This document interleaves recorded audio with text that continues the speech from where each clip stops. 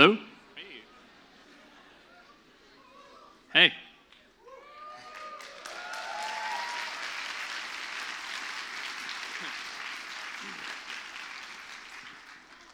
Thanks.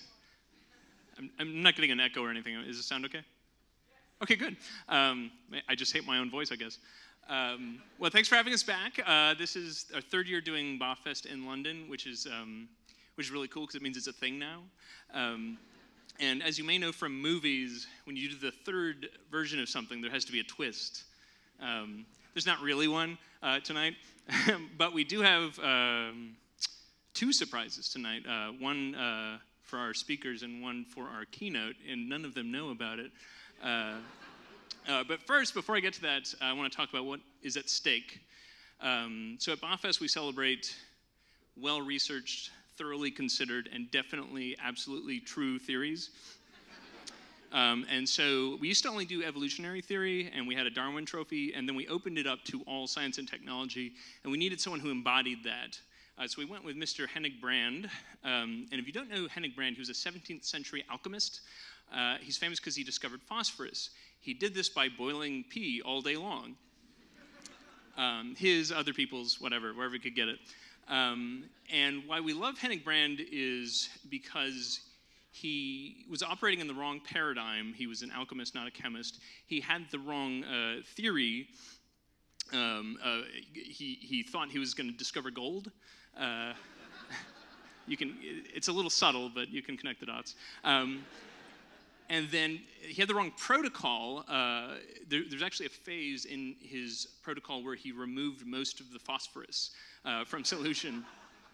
And fourth, he boiled his pee all day long. And so he really embodies what tonight is about.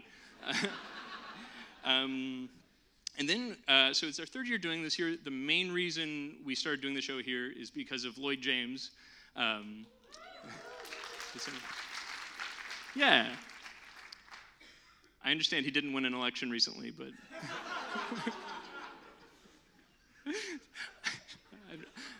I would have endorsed him, but oh well.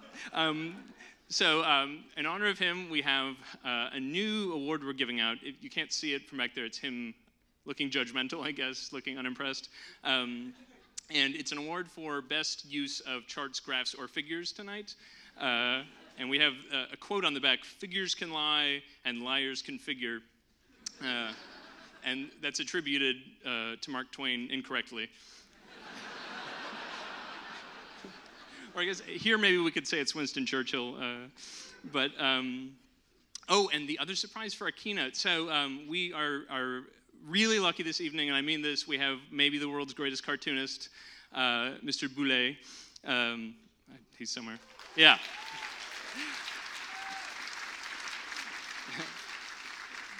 He's basically a more attractive and French version of me.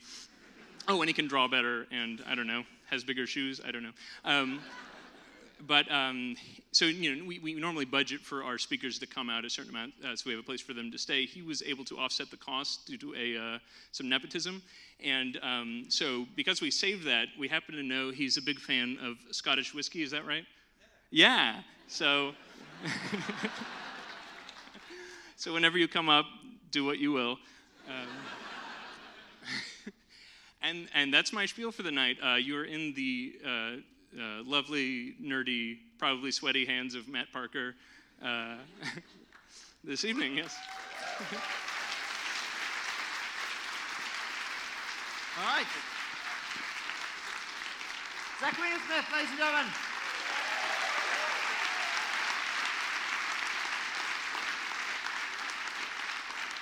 Wow. Right here, it's incredible. I mean, I'm more of an ex-KCD guy, but what are you going to do? That's meta funny because it's Zach's joke. Anyway, so my name is Matt Parker. I insist on glaring lighting whenever I'm talking to an audience. So I'm glad my tech writer finally made it through.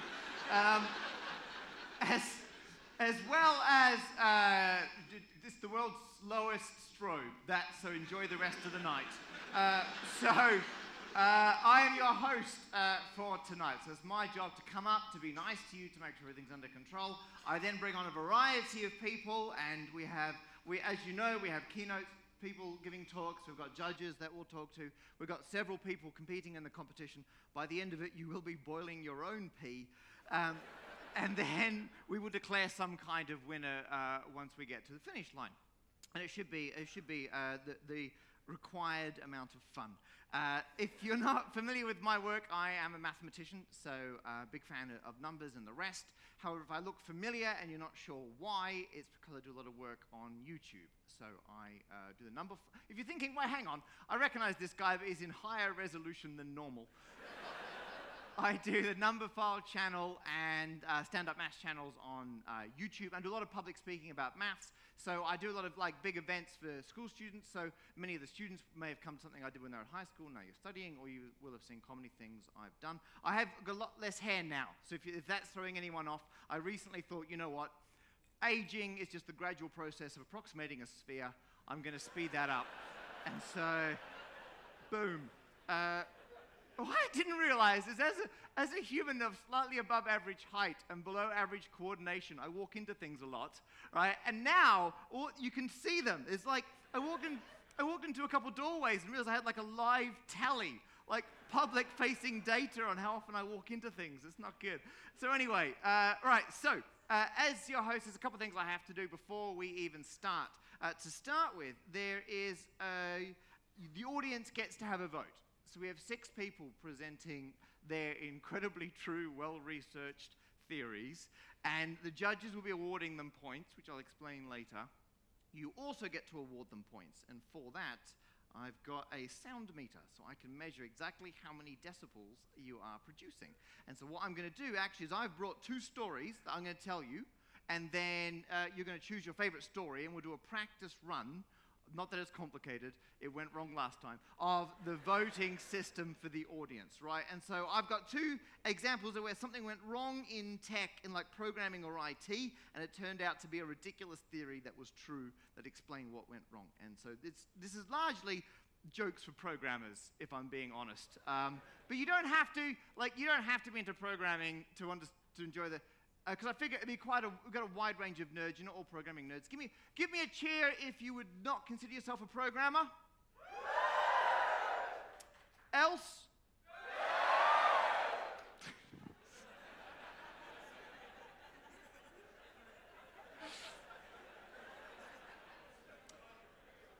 I was looking forward to doing that, and I enjoyed it even more than I expected. So, I have 2 stories I'm going to tell you. Let's go. They're both from the middle of the 90s. So from 1995, a guy called Steve was working at Sun Microsystems in California. And when he was entering the HR database, his entry was vanished. Well, he disappeared. It was deleted from the database. So he entered back in again, deleted again. Every single time they entered him in, he was deleted from the HR database. No one understood where poor Steve Null was going.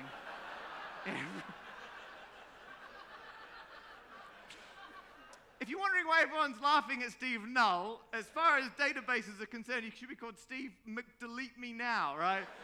Null is for no data, and the system couldn't handle it, right? And so in that case, the system was automatically deleting him, unbelievably, or even when people with the surname Null are in a database, often they can't be searched for, because you search for Null, and the database is like, well, there you go. But other people have had themselves manually deleted from databases. A guy called Avery Blank, Jeff Sample. These are real people I found, right? And a guy called Brian Test. People would see it in the database and go, well, that shouldn't be there, delete. And so when he started his most recent job, Brian Test, on his first day, brought in a cake with a picture of his face on it, and the slogan, "I'm Brian Test and I'm real." Didn't get deleted. There you go. Right, so story number 1, Steve Null. Story number 2, a guy called Trey Harris, who in 1996 was the system admin at a university in North Carolina. He got a phone call. I mean, he was reluctantly the sysadmin. No one wants to be in charge of university departments' computing requirements, because all the departments do their own thing, and then he comes to you when there's a problem with whatever their setup is. And they got a phone call from the statistics department one day, and it was a head of stats who said, hey, we've got a problem. We can't send email more than about 500 miles.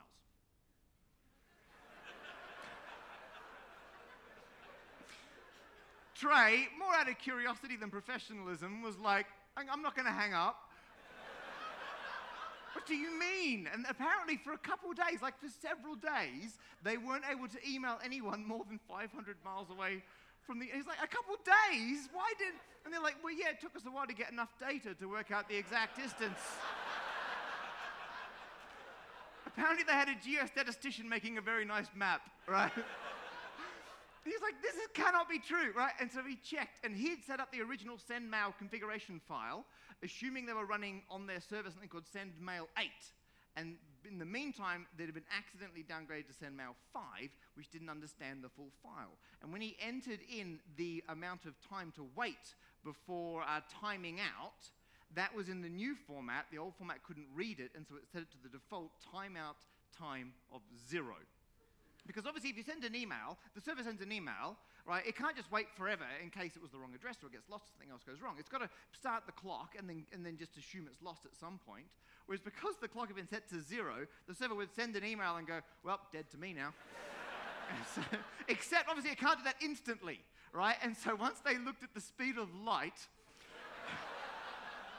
the percentage you get in the cables, they worked out that this 520 miles distance was how far the signal could get there and back before the server had time to tick over and time out, right? And so genuinely, they couldn't send email more than 520 miles.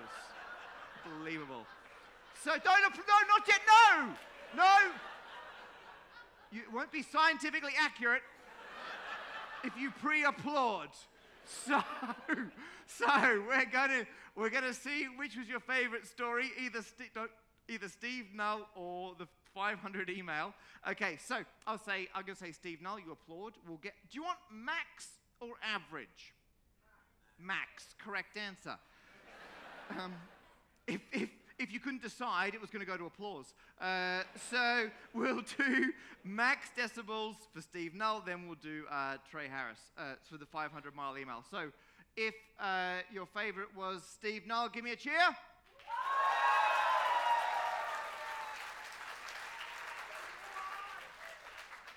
102.1. I don't know how to reset this.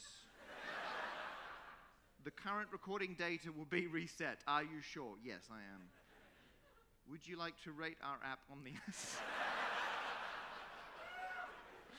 What, should we send them a group photo? Okay. No, I'm going to reset it again. Stop laughing. Shh. Okay. 500-mile email.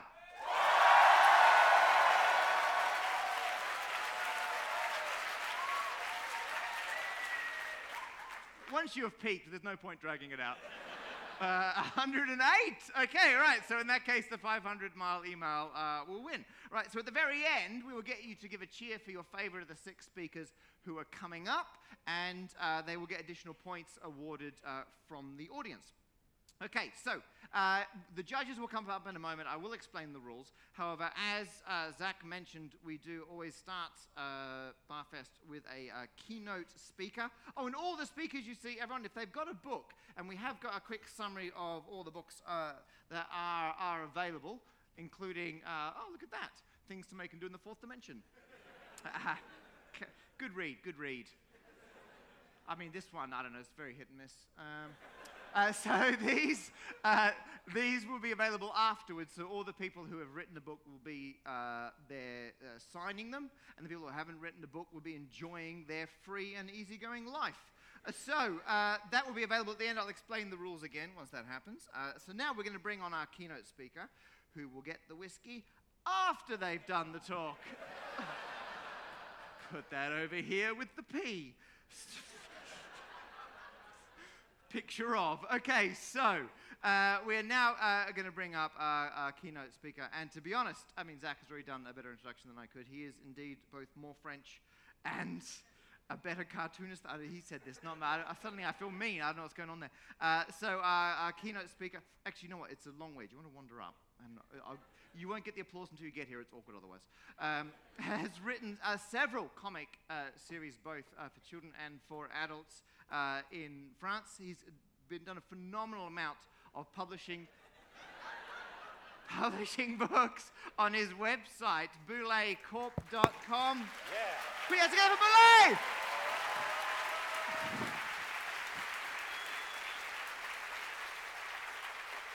Hello. Okay, hello. Oh, I'm gonna have to adjust that. I heard we have really tiny speakers, so the mic was. About the book, we have 2 of them because there was a problem with shipping. So anyway, sorry about that. So, shame on you. When it comes to the analysis of Cro-Magnon reproduction or lichen in Papua New Guinea, scientists are theorizing and debating all the time. No one is focusing on the actual danger that threatens our planet. So, okay, I decided to study genetics. It's honestly pretty easy. I don't know what those guys are doing with their grant money to be so little efficient. Evolution. Evolution is the menace. Evolution is a bitch. The threat started about 6 million years ago. Here's a primate, a true primate, vaguely bipedal, feeding on fruit and the occasional carrion. This primate has offspring. At the early stages of their development, their arms are not strong enough to hold their bodies up, and they don't have their adult fur yet. So they run around naked, tumbling, useless. You know how kids are.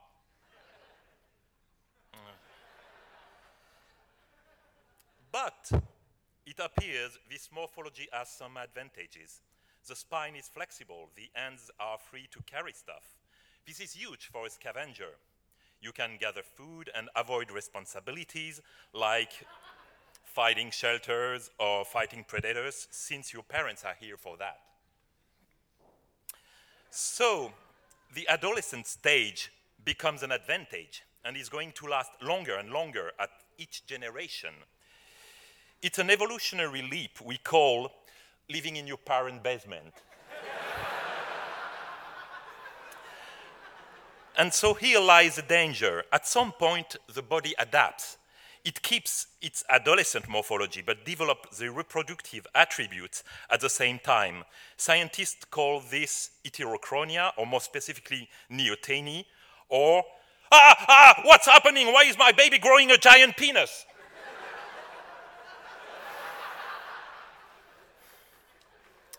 So, we used to have a good evolution until then, but suddenly with this liberal stuff, we have neotenic millennials. This has huge implication for the human morphology. This is why women have breasts, for example, or baby-like bodies don't have enough space to keep the mammary tissue internal, so they expand out. And same for human males. This is why we have enormous penises. I mean, relatively to our size. A gorilla's penis is 3 centimeters long in average. So you're wondering, why is he upset? Visible breasts and giant penises sounds like good news to me. Well, have you seen the big picture? Have you seen the difference between a megatherium and a sloth? Between a saber-toothed tiger and a cat? Between a cave bear and a panda? Between a cave wolf and a corgi? And between a T-Rex and a chicken?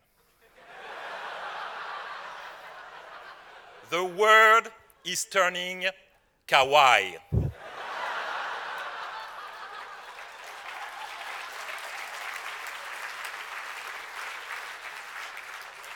I mean, if you think in terms of character design, this is a global scale catastrophe. Look at the Triassic period.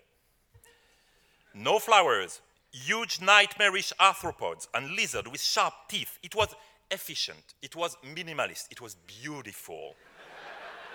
Now, look at today.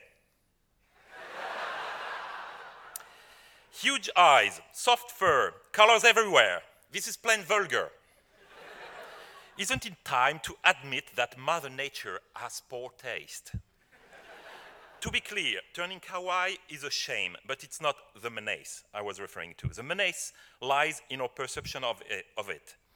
Around the 50s, a Russian scientist named Dmitry Belayev started an experiment on wild foxes. He would select and breed them depending on their aggressiveness towards humans. Basically, he put them in three groups. The nice guys groups, which were happy to see a human come in. The indifferent group, which were like, couldn't care about it less. And the one who were openly hostile to human. Let's call them the arsehole group. After a few generations, the nice group had become a new breed of domesticated fox. You could walk around like dogs. I honestly don't know what happened to the other groups. I think they ended up being gloves and coats because the world is a terrible place. Anyway, those foxes were actually cuter. Rounder ears, curly tail, shorter legs, barking like puppies. This is called pleiotropy. Some attributes are interdependent. Make the fox nicer, you make it actually look nicer. You see where this is going. Cuteness is a parasitic strategy. In one of his books, Richard Dawkins explained that the weird thing with cuckoos is that the host bird is apparently not fooled. It can see the intruder pushing the other eggs and stealing the food, but accepts it for some reason. Maybe he thinks the cuckoo is cute. And we are the same. And if you don't think so, just tell me this. When was the last time your cat actually did anything for you?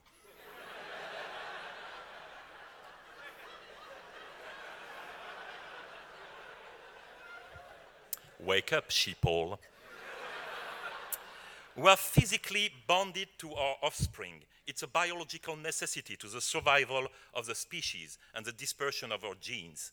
So a baby will always look cute no matter how disgusting it can be. So it's fair to assume that when we look at a newborn baby, it triggers a protective reflex, some sort of babyception. Big eyes, round head, tiny ears and noses. Well, my theory is that since this signal exists, nature has found a way to hijack it. We are selecting animals according to their cuteness. And the cuter they get, the more likely we have to give them time, attention, and resources. At some point, humanity will be totally unable to resist them at all. We should even fear a feedback effect, where human offspring, in order to survive, will have to adapt and adopt the feature of the cutest animals, the same way some flies emulate the feature of wasps and hornets, so to blend in and discourage predators. So we can expect baby cat people, puppy people, teddy bear people, bunny people. That might be the future of humankind. But I'm not here only to bring fear and despair. Solutions exist. If you can't stop the wave, learn how to surf. That was deep.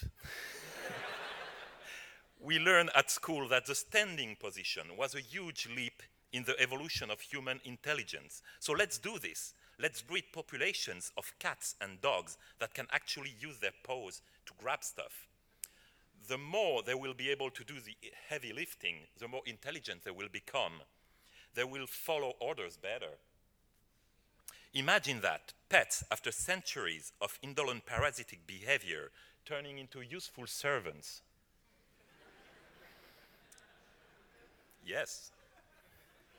So I got some objections following this idea.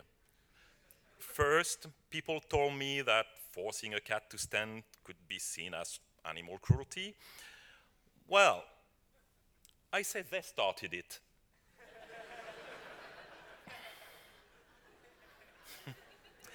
Second, people objected that the emerging of intelligence was probably multifactorial and that a lot of animals were bipedal and dumb as nails. I have to agree with that, but even so, we'll have the option of giving them tiny costumes. Cutest humans living in a world with animals wearing clothes. Everyone would feel like living in a Miyazaki cartoon. Reducing the level of stress of the general population, as shown on these graphics I made up.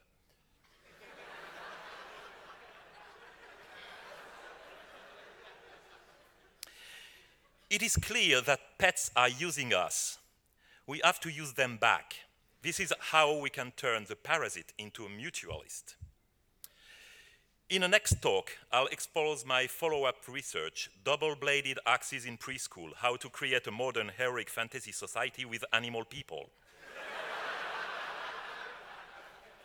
Thank you very much.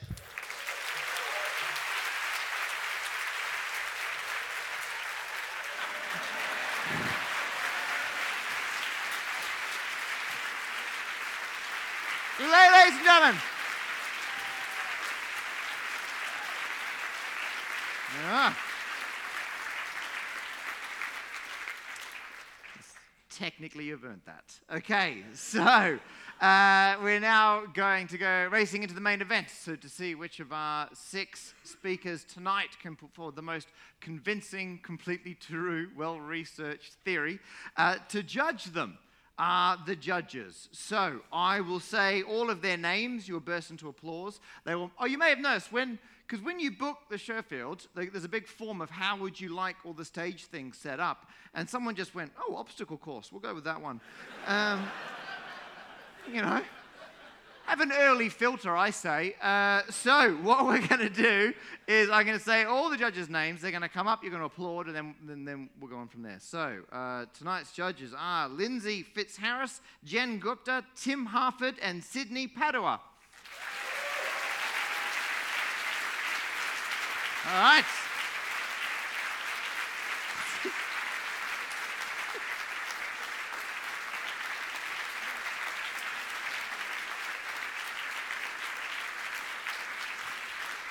All right.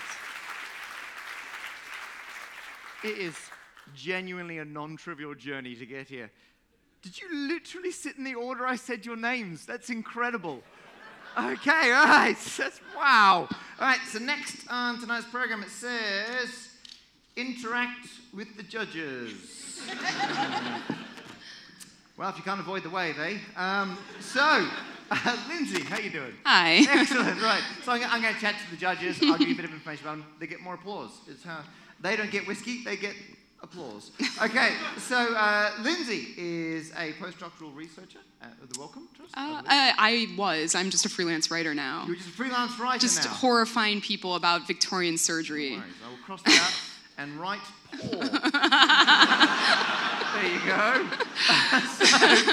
I'm glad there's cameras recording this as well. So. We're being streamed, aren't we? Excellent. Right, good. This is on the public record now. It's been said, it's out there. So you've got the longest book title I've seen in a while. The Butchering Art.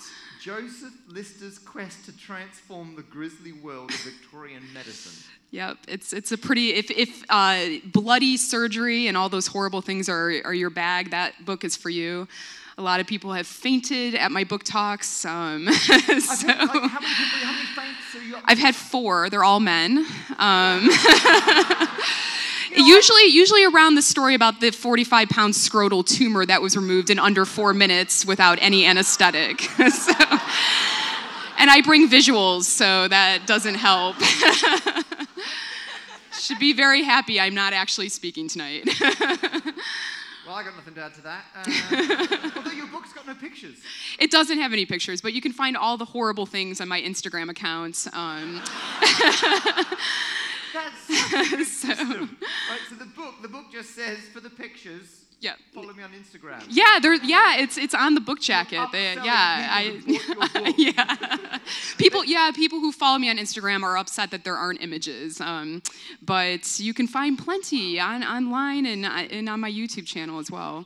So you are the first book with additional downloadable content available after you think you bought the whole thing. Scrotal tumors, guys. You can find it out there. Round of applause for Lindsay.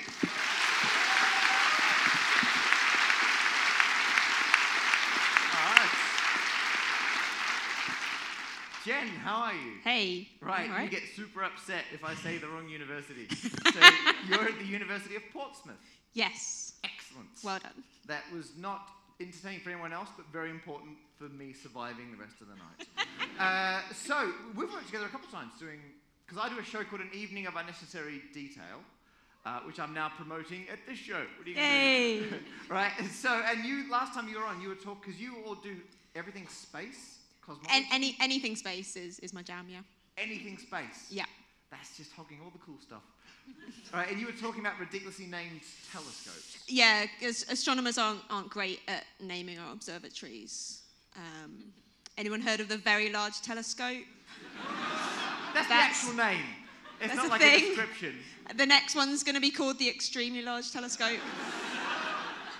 They vetoed the Overwhelmingly Large Telescope. That was genuinely one that was going to be made. I thought there was going to be an overwhelmingly large telescope. Nah, the funding got cut.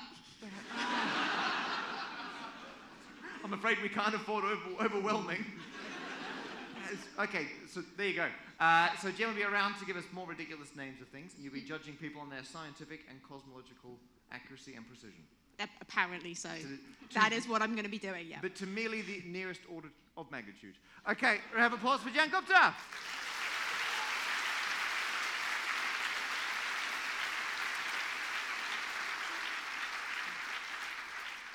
Tim Harford. All right, so you've written more books than I can read out, including The Undercover Economist. Actually, all put together, they're still shorter than Lindsay's book. And you're still writing for the Financial Times? I'm still writing for the... Is this on? No. Where's David? It's a good time for a round of applause for David, our tech guy. Yeah!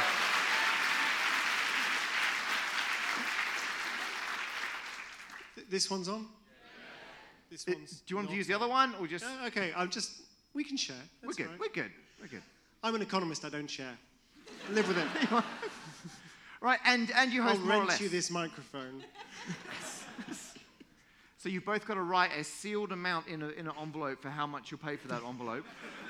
So you host more or less on Radio 4. And you are one of our frequent guests, largely because every time you make a mistake, we have to get you back. And that's very true. So it continues. I may have a record number of complaints.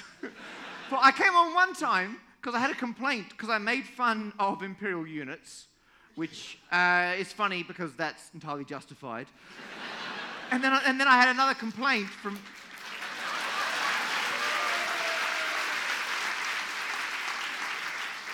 We're at Imperial. Why am I even remotely surprised?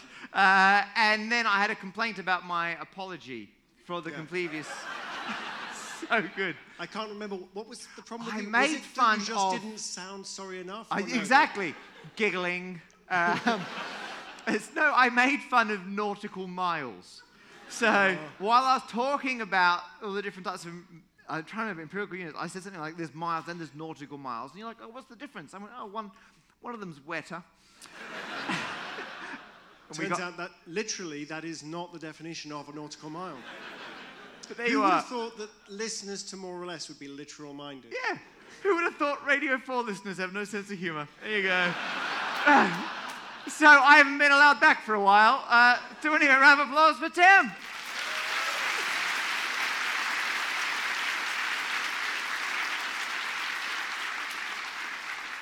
All right, Sydney. This may or may not work. Oh, it works. We've both been on Radio 4 together as well, haven't we? Yes, we have. There you are. I'm just networking and updating my CV while we're here. So you do visual effects for a variety of films you're not allowed to mention. I'm allowed to mention ones that I've already done. Oh, what have you done? Jungle Book. Jungle Book? I don't know. You're going to have to do better than that, I'm afraid. Oh, yeah, sorry. No, they sort of go downhill Oh, from really? Open with Jungle Book and Miscellaneous and some others. Yeah. Although you are also a cartoonist, I am. which it's almost like the whole event was booked by a cartoonist. So you did the adventures of Babbage and Lovelace, which is fantastic. Yeah, fantastic book. And we have bonded over our love of Babbage's ridiculous mechanical devices. Beautiful mechanical devices. Yes. So good. Sydney recreated, was it the carry system? I built the carry system for the difference engine and sort of a working-ish model of the analytical engine. Because you 3D modeled the whole thing, Yes, exactly. and then talked through how the carry system works mechanically. And now some people are 3D printing the carry system. Right, if you're not enjoying this, you're in for a very long night. Okay. Right, and it's in the process of being built. I'm literally catching up with Sydney as we speak. Not only that, no, it's built, and the absolute best part is it is literally driven by a tiny steam engine. And so beautiful, you won't believe it. So good. Sydney, ladies and gentlemen. Oh my goodness. So we will talk more afterwards. Okay, so now we go racing into the show. So the rules are each speaker comes up. We have 6 speakers. They're all trying to convince you that their well-researched, thought-through theory is correct. Once they've finished talking, the judges will have free rein to ask them any additional questions that you want, and the speaker will pause for a second. That's often people misinterpret that as them frantically trying to make something up. They're just remembering that part of their research, and then they will answer the question to the best of their abilities. At the very end of the process, the judges will rank their 3 favorites, and so their top favorite gets 3 points, 2 points, 1 point. We take the audience vote from you guys, which gives them an extra 3 points. The winner is whoever's got the most points, and they get the Henning brand boiling his and other people's urine, donated, I hope consensually, to try and locate gold, right? So that will be awarded to the winner. I think that's it. I think those are all the rules. I don't think I've forgotten everything. Okay, right. So somewhere here I have a list of our speakers. Okay, so we're genuinely going to do this. So speakers, you're all poised? You're good to go? Right. As we've established, this is a very long way up. So what I'm going to do is I'm going to say their name. I'm then going to read out the description I have for them. And by the time I finish that, they'll be at the lectern. Then you burst into applause and they start. It's very straightforward. Okay. What can go wrong? Okay, so our first speaker at BAHFest 2018 London edition is Pietro Salvi, who has 2 friends in tonight and is a 4th-year physics student at Imperial College. He's desperately searching around for a PhD, including in his description. He's a little nervous that his research this year for BAHFest has placed him on a number of watch lists. To find out why, put your hands together for Pietro.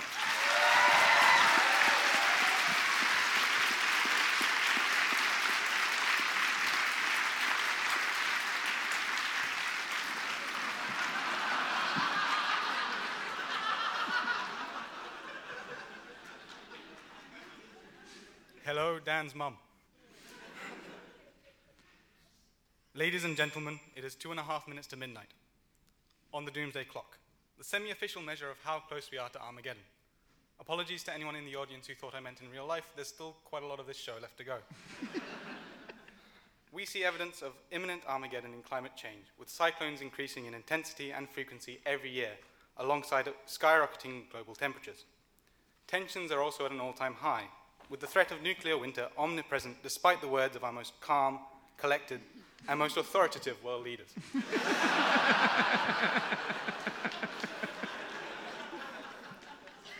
But it's not all doom and gloom. Recent studies have found that nuclear winter, the effect by which ash from the fires of nuclear weapons clouds the sky and reduces Earth's surface temperatures, has much more of an effect than we previously thought. In fact, it looks like if we could just get it just right,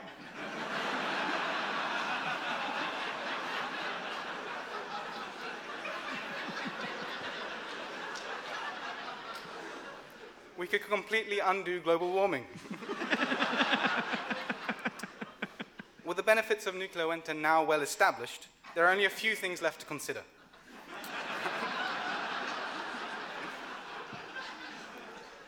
First, where should we drop the bombs?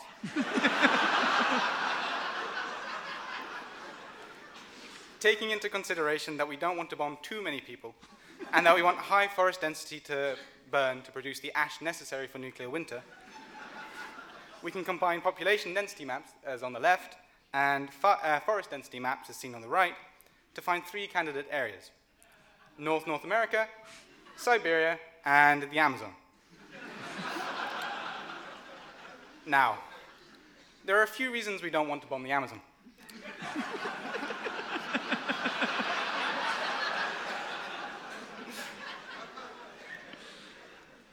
Firstly, as a major source of water, we don't want to poison everyone's water supply.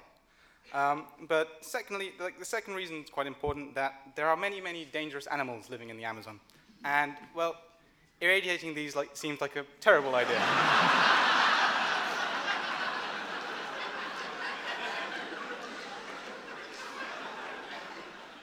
There is one final bearing issue with the Amazon, as can be plainly seen on this fire frequency map. It's already on fire.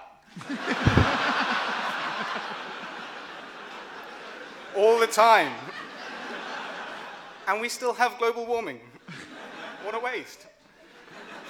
This is down to the heavy rainfall that we get in the Amazon that knocks the ash from these fires right out of the sky, making it completely useless for nuclear winter. However, both North America and Siberia, the other 2 candidate areas, have very low fire frequency and rainfall intensity. The solution here is simple. We fight fire with fire. Given that we want a low frequency of drop bombs, we can just sync up our bombings with these far northern forest fires. We might as well use nuclear bombers to reach these places, since they're far and difficult to reach, and, well, they're already on fire, so we may as well burn them up properly. Granted, for Siberia and Alaska, this isn't a problem, as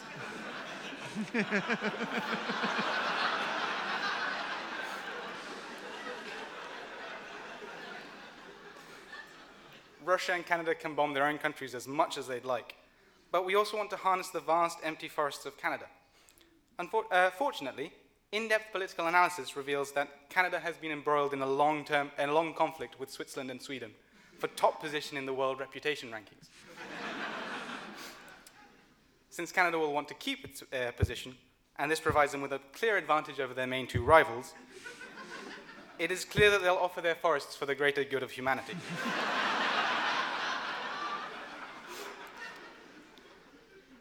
The final issue we need to deal with is the estimated death toll due to the sudden drop in temperatures and related effects on crop production. Well, while it is true that the estimated death toll for this is somewhere in the billions, with a simple paradigm shift, we can see that this translates to a much more than reasonable survival rate.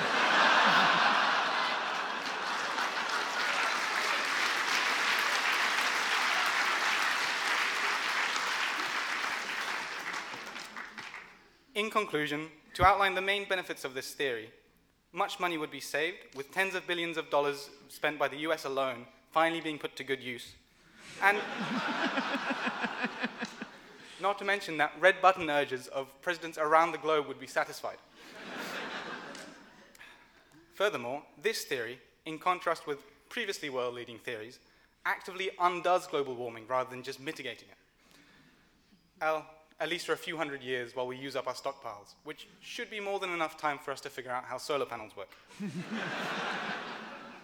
But most significantly, perhaps, this is the most effective proposed method we have for achieving nuclear disarmament. Because what better way to make a safe world than by using up all our most dangerous weapons? Thank you.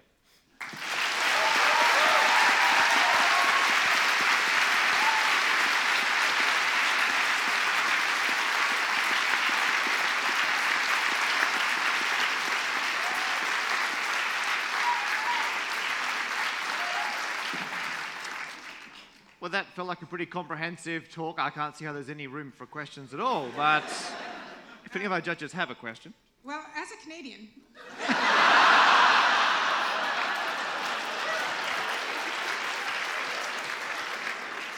I really want to be nice about this and very polite, but no. Do you have a particular part of Canada, or is it just Canada in general? I feel like we should avoid Quebec because we should avoid the places that give us nice food, at least. Sorry, that wasn't meant to be mean, but... if you're about to say the big empty bit in the middle, I'm actually from the big empty bit in the middle. The big empty bit north of the middle. That's all right. Thank you. So, as an economist, I'm always looking for private sector solutions rather than kind of heavy-handed state intervention. And so the leading economist on the use of nuclear weapons is Thomas Schelling. He won the Nobel Prize in economics in 2005, and he predicted in the 70s that by the 1990s, some terrorist group or other would have got hold of nuclear weapons and would either have detonated them or would be using them for purposes of extortion. Now, like all economic forecasts, that was wrong. Like most economic forecasts, you feel it's going to be right sooner or later. So, do you not just feel we should just sit back and someone's going to let a bomb off sooner or later? That is definitely an optimistic view of the world. I'd actually like to give a different prediction. I think Elon Musk, with his space travel, I don't know if you've heard about using nuclear weapons and the shockwave from that to launch people into space.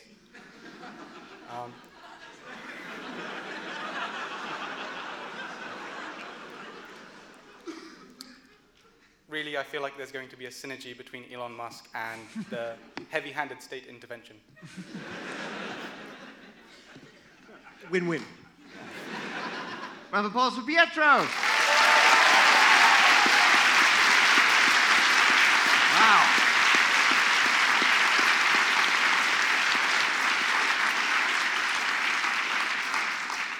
It's a pretty solid theory until it meets one of the members of the 26% of the world population that won't make it.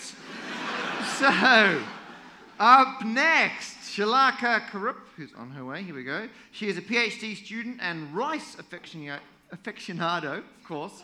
She was also asked to write her own bio. Oh. She's also a 3-time Oscar nominee. Did you really let them write this themselves? And the youngest person to scale the dizzying heights of Mount Kilimanjaro. One-handed. Your hands together for Shalaka.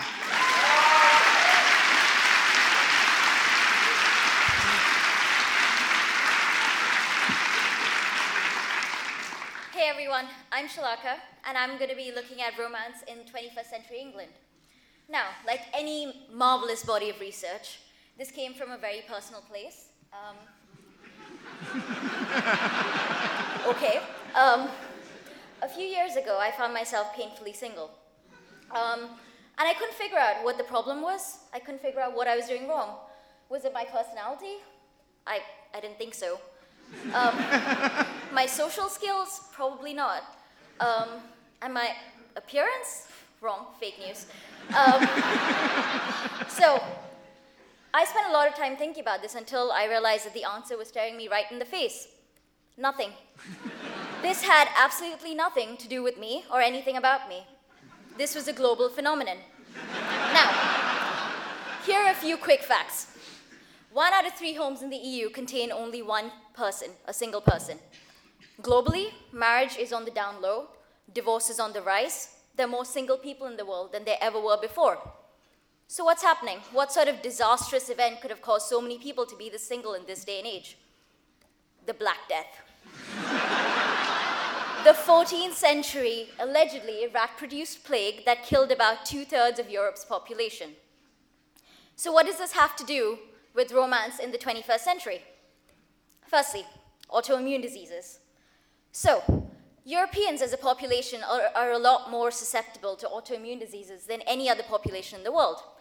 Now, a hyperactive immune response when you've got seizures, cramps, a fever, you're dying a little bit, that's a good thing. It means your body's trying, right? However, that sort of response in this modern sanitary nightmare of a society that we currently live in, it's not adaptive. How are you supposed to reproduce with somebody if their own body is trying to kill them every single day? More importantly, how are you supposed to have a desire to reproduce with somebody if they spend most of their lives using the phrase gluten-free? It's not sexy.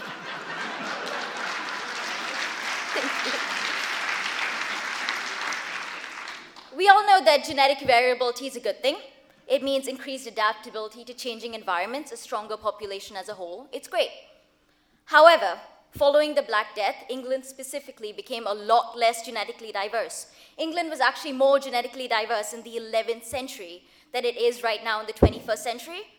So if you spend a lot of time worrying about why your date won't go out with you, it's probably because they're super woke. They've assessed your coefficient of relatedness and decided that it's just not worth the risk. Next time, find somebody who looks a little less like you. So, following the Black Death, because of the drastic reduction in the workforce because of death, wages went up, beer became cheaper, and society scrambled together to come up with some sort of solution for people to be able to drink more. Pubs were born. Now, as you rejoice, hold that beer close to your chest, because it's the only thing you're going to be holding on to for the rest of your life. We all know that alcohol increases sexual desire. Fabulous, very conducive to relationships, romance, and reproduction. Alcohol, however, doesn't help with sexual performance. Alcohol is not conducive to reproducing. Do you spend a lot of your time wondering why you're wasting all of your time on calories and having unproductive sex? It's your alcohol problem that's at fault. Do you wonder why you can't keep a man the minute the two of you are sober?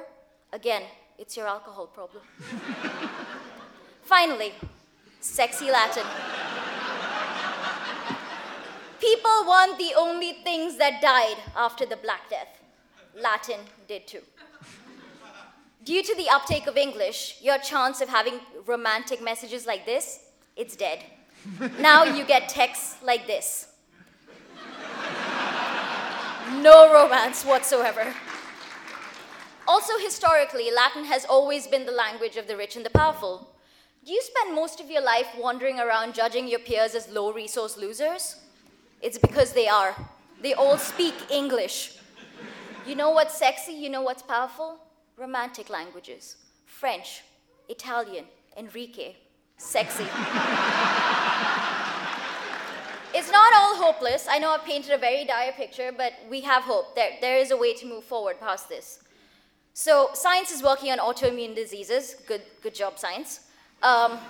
We can work on genetic diversity, for example. How do you improve genetic variability? There is genetic drift, which we don't have control over. There's inbreeding, which is ill-advised. Then there's outbreeding and migration. However, those ideas aren't very popular in the UK right now. So we have to look at something else. What we do is we eradicate the nuisance that is pub culture. How do we do this? A small spoon of nuclear waste in everybody's pint glasses. Once you've taught an entire population to stop drinking, your reproductive success is going to be on track within a generation or two. Also, people will be more likely to accurately identify their soulmates if they're doing it while they're sober.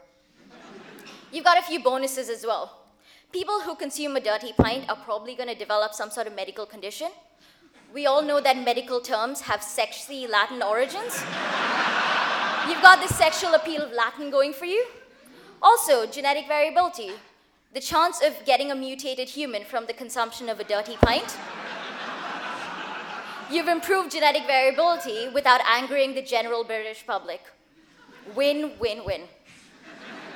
So next time you're alone on a Saturday night and you think to yourself, rats.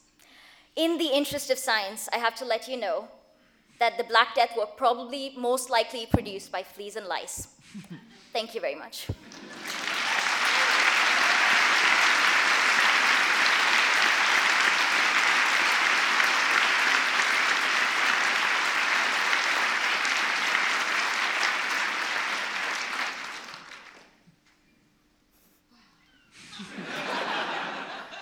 I feel like I should say something as a medical historian. It's just mind-boggling what you've just said. The first thing that comes to mind with the Black Death is the plague masks that doctors used to wear, these beaked masks to protect them.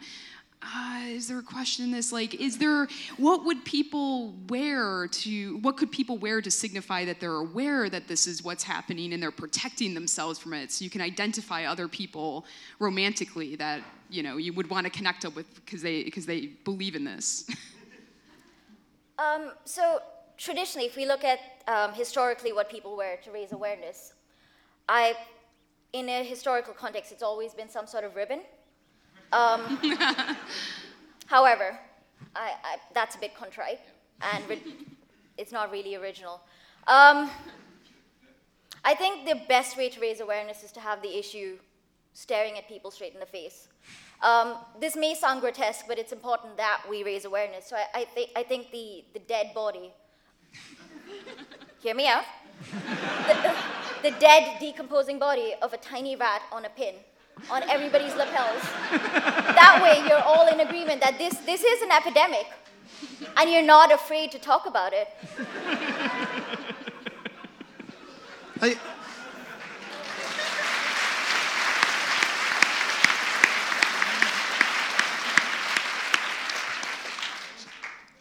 You had me at the plague masks. Aren't the plague masks kind of hot?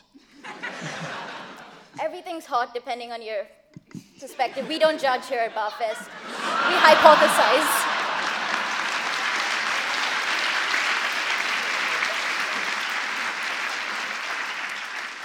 You touched briefly on Brexit.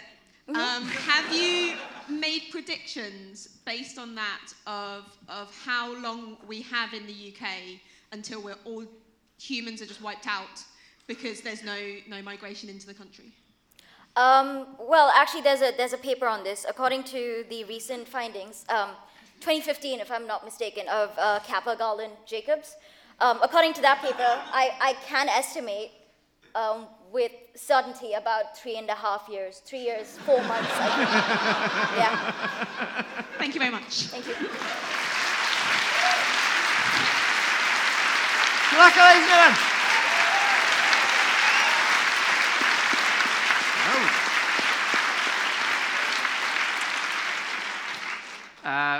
It seems like a good time to mention there is a pub directly underneath where we are, and we'll all be going there afterwards. We'll be signing books there, so I didn't think I'd have to say this, but afterwards we'll all be in the bar, thanks to the Black Death.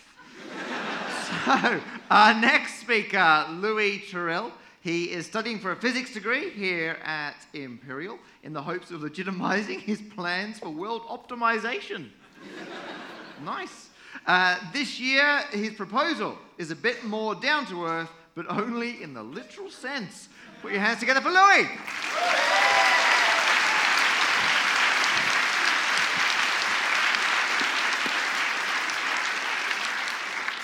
Good evening.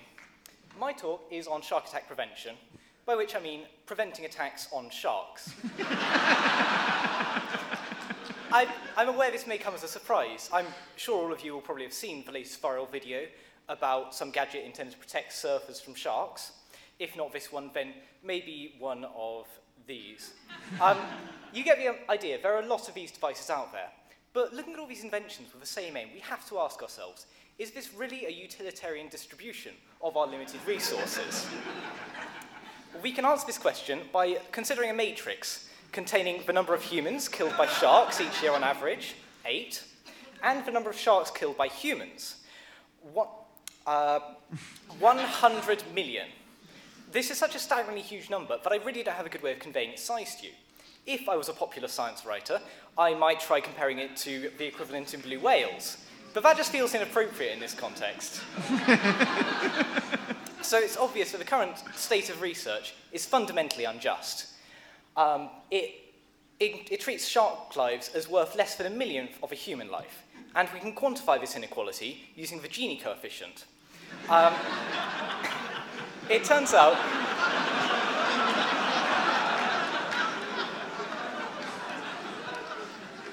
that this distribution of deaths is within a millionth of being as unequal as is mathematically possible. So, what can we do to help the true victims here? we can start with perhaps the only research which has been conducted in this area, attaching laser pointers to shark fins with specially designed clamps, which has been done. Unfortunately, it's not particularly practical. Ignoring questions of recharging or repair, it's trivial to calculate the power which would be required to have any impact at all for a metre of water. And it turns out that this would produce so much waste heat that it would cook the shark and anything else nearby, which would not achieve our aim of shark self-defense. It would just make the oceans more dangerous for everyone. Still, this idea has potential, as most sharks die to being caught up in fishing trawler nets. So giving the sharks some ability to cut through those nets would be very useful. And we can achieve this with well-established existing technologies, such as large blades.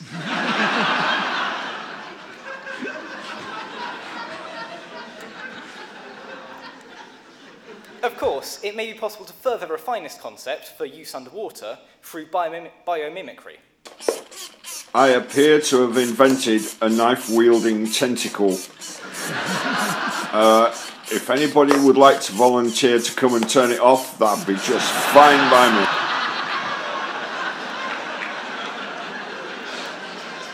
As I said, some further research may be required. Another suggestion I received while researching this is to make the sharks poisonous somehow, for example using genetic engineering, in the hopes of discouraging humans from catching them and eating them. Unfortunately, again, this doesn't quite work because humans are quite happy to eat potentially poisonous food, even paying a premium for it. However, if we just let the public know that these sharks have been genetically modified,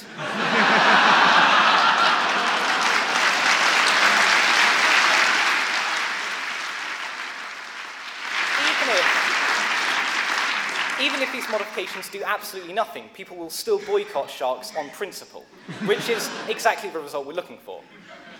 And this brings us nicely onto the topic of how we can best manage public opinion, which is commonly overlooked when it comes to cutting-edge science research.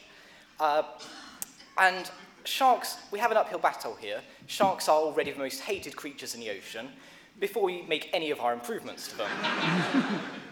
Not only that, as Mr. Boulet previously discussed, there is the issue in conservation biology of survival of the cutest, where animals that are most appealing to humans receive top priority when it comes to conservation efforts. I mean, you've old the pandas, but these things can barely even reproduce without lots of outside encouragement. That's really the bare minimum for a viable species. And yet we funnel millions into preserving them. So, what can we do about this? Perhaps the most obvious avenue is to look for celebrity endorsements, to try and encourage people to think more positively of sharks. But it turns out that celebrity disapproval or even outright opposition could be even more effective. Additionally, there's an intriguing paper which suggests that people have more positive attitudes towards sharks if they live near a large local shark population.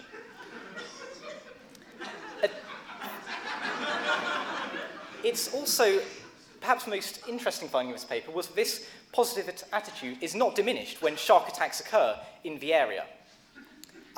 In this case, I'm talking about attacks on sharks rather than, attacks by sharks rather than on sharks, just to clarify. So it's obvious that what we can do is introduce sharks to more areas, expand their range artificially, so that more people can experience this effect. There are a couple of issues with this. Firstly, this would break a lot of different laws. There are more, I just didn't have space. And also, it would still be limited to coastal settlements. However, we are already going to be genetically engineering these sharks anyway. So, we could include traits from, for instance, the lungfish that would allow them to survive on land.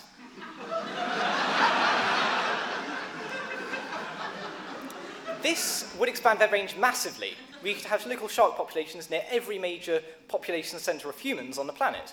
And according to that paper, public opinion would subsequently skyrocket, which is just what we need for shark conservation.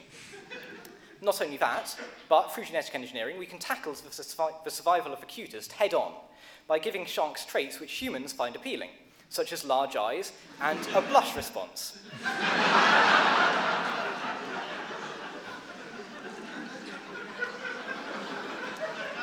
This is the shark of the future. Thank you for listening.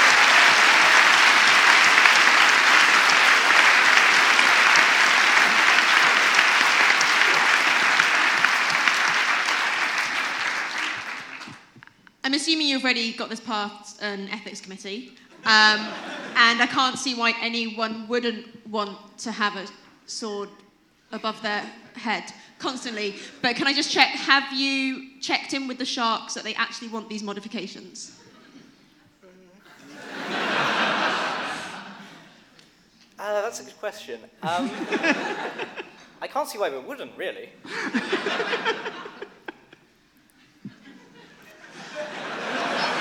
I mean, wouldn't you? So,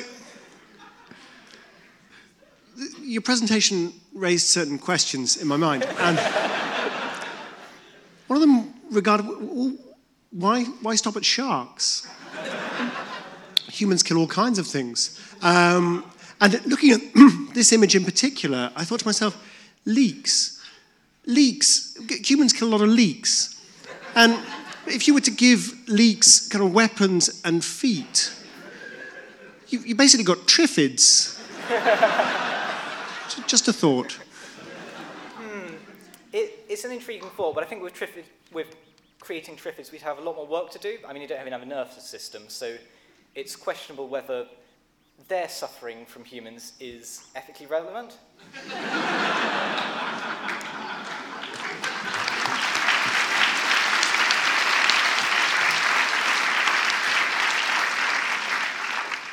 But that is another option, actually. We could just engineer the nervous systems out of all the animals on the planet, so that...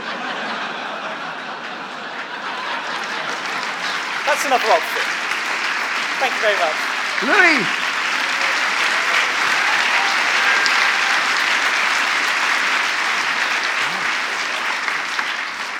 Well, it's good to know at last where the line of being ethically relevant is.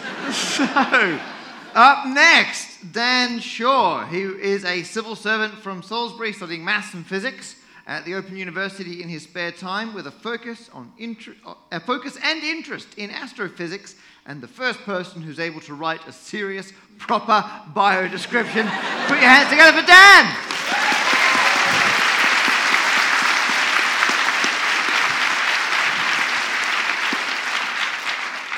Ladies and gentlemen, there is a problem in astronomy.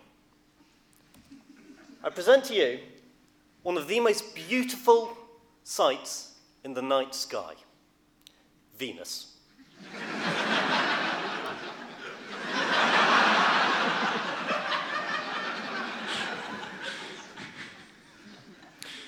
I present to you Mars. Jupiter's moons, shielded by our own. The planet Saturn.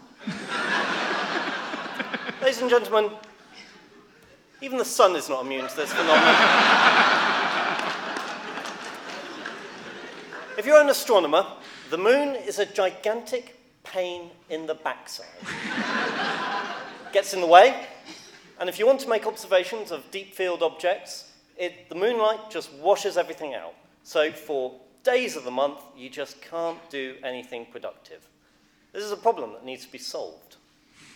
We have multiple options, and I'll investigate each of these in turn, building more and more on feasibility.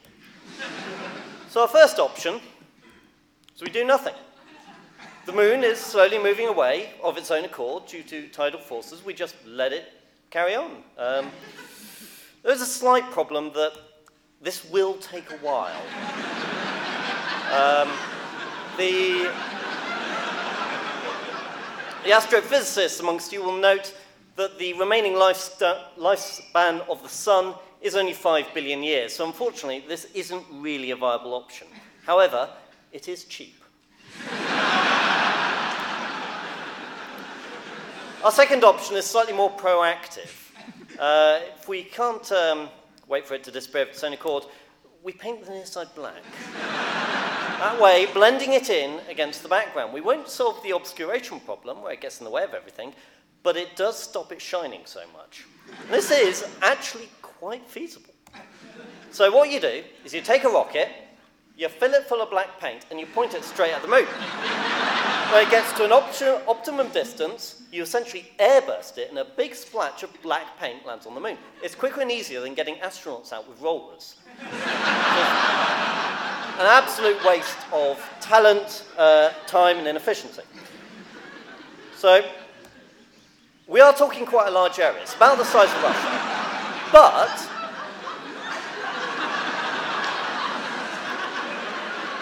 the amount of paint that we would need, it would require chemical production to be scaled up slightly. But you'll note that the money that we're talking here is not insurmountable. The rockets, however, are slightly... But there's two factors to this.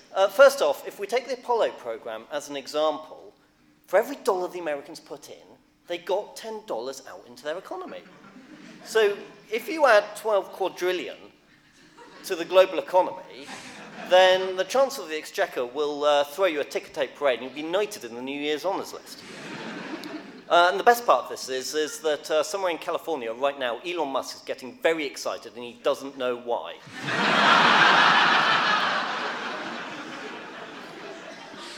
Our third option, the astute viewer will note that that is not the moon, it is Ceres. The moon is covered in craters, so we're going to add another one. If we take a big asteroid and crash it into the moon, then all you have to do is overcome the binding energy of the moon, the energy that keeps every single part of the moon attached to every single other part.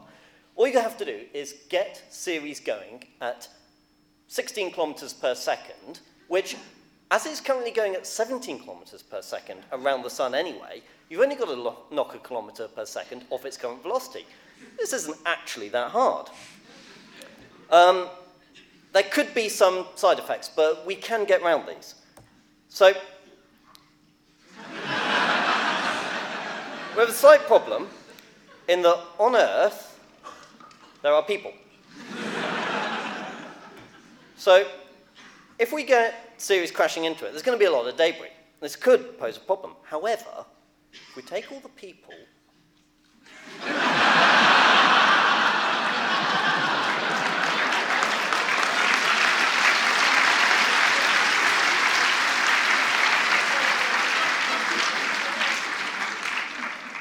this seems fairly foolproof.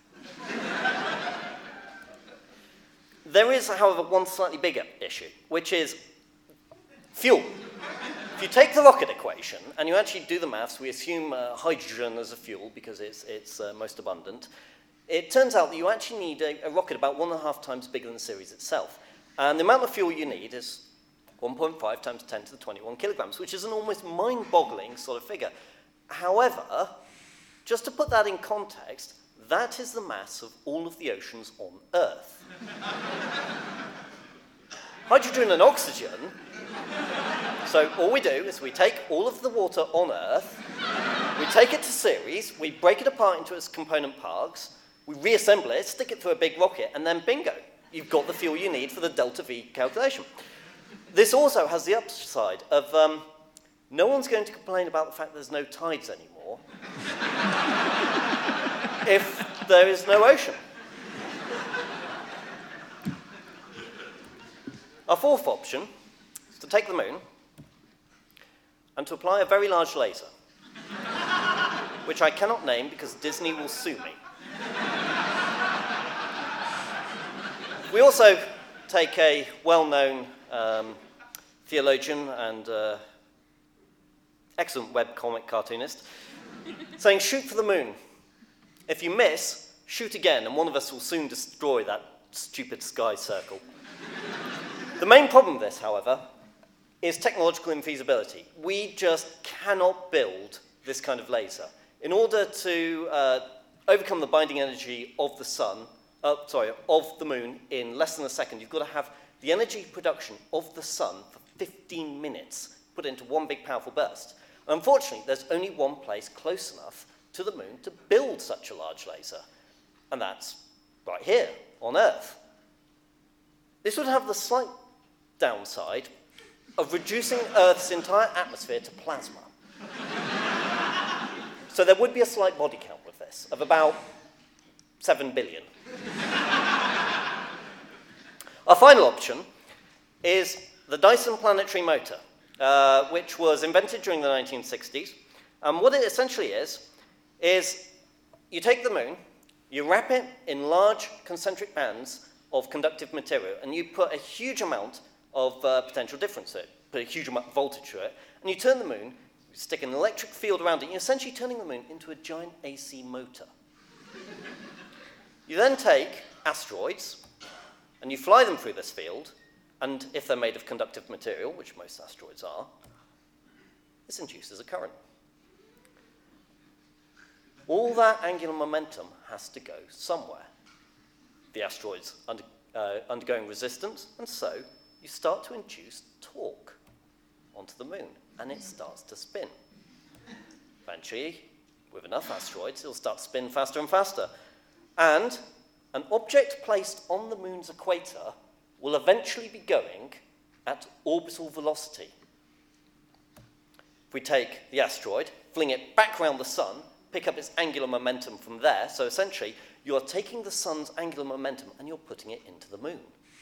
Do it with enough asteroids, and eventually the moon will literally turn into an oblate spheroid and break apart in a slow, serene manner that would avoid the asteroid problem of crashing Ceres into it. The moon would essentially just fall to bits. This is entirely feasible because most of the resources we will need are actually currently on the moon itself. We would need to build a lot of fusion reactors there. However, every single theoretical physicist I've spoken to has assured me that it's simply a case of getting the atoms going very fast and really close to each other, which apparently sounds really quite simple. So this is entirely within tolerable technology limits. The major upside for astronomy is that once the moon is gone, we'll be able to watch ring formation up close, making Earth several thousand times sexier and more attractive to any visiting aliens. Now, if we take all of our concepts and we put them into a matrix, we can actually work out which is more feasible. Now, with my apologies to the panel, I am not an economist. However, I have taken the liberty of stating that if a plan kills everyone on Earth, it's probably not economically feasible. So we can then rank them, rate them, and we can conclusively and empirically say that destroying the moon with a Dyson motor is 2.16 times better than just leaving it be. Ladies and gentlemen, I shall now take a series of shorter speeches disguised as questions.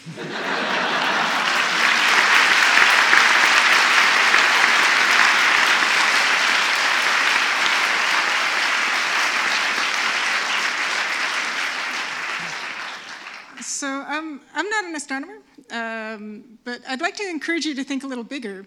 Go on. Isn't the real problem in observation the sun?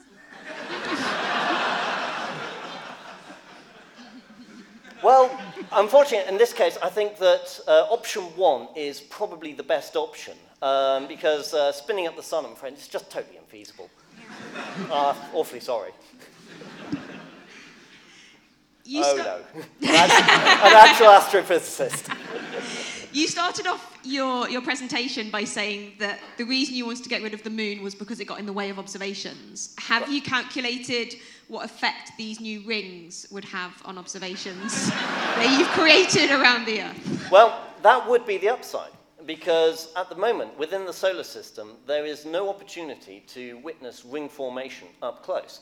So yes, there would be a slight glow. However, unlike the moon, which is constantly varying and fluxing, it would be a constant. So all you have to do is work out the magnitude of the current light flux and just deduct it from every single observation, simplifying the mathematics of astronomy considerably.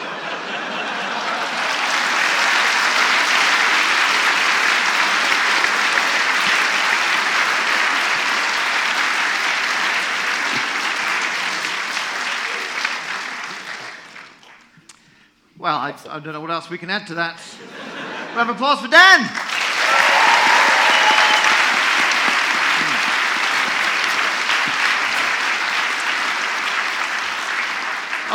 Sorry, we forgot to check.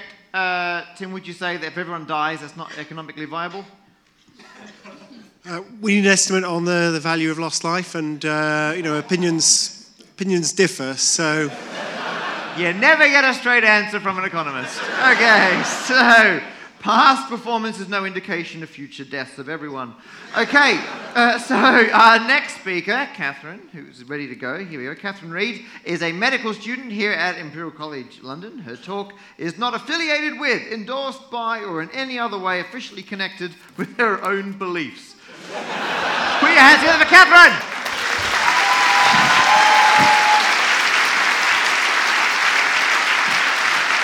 Good evening. Okay.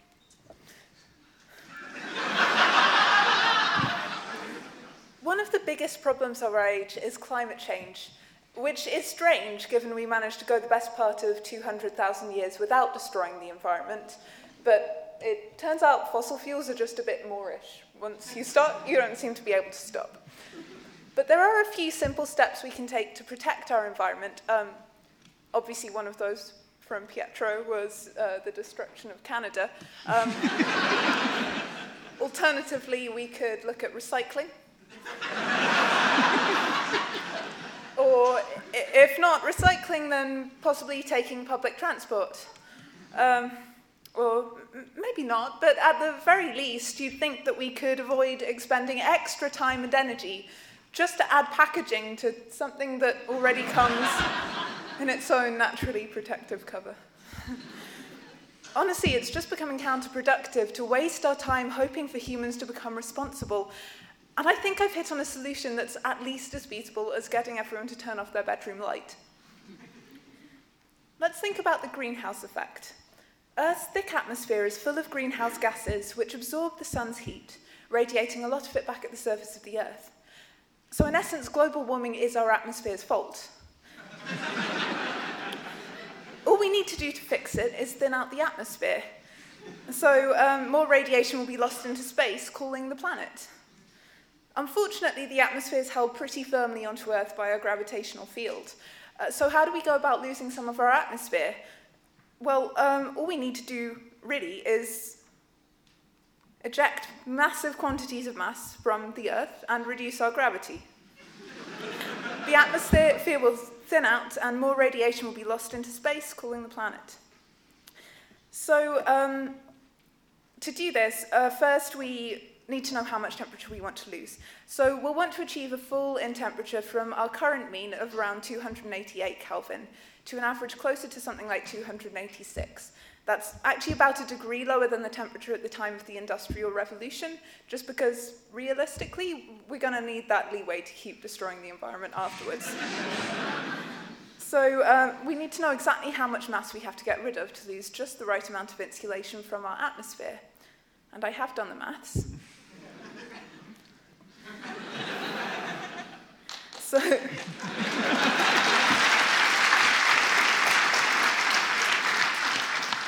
So it turns out we need to lose about 5% of our gravity, which equates to around 0.3 septillion kilograms. That does sound like a slightly daunting task, I'll admit.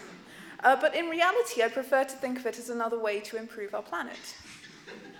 So first, we can throw all of our landfill into space.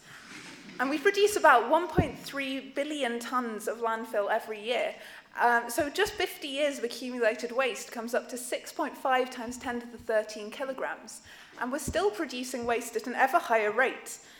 That does still give us quite a big window to fill, but I suspect we could also dig up and throw out a few other places that no one will really miss.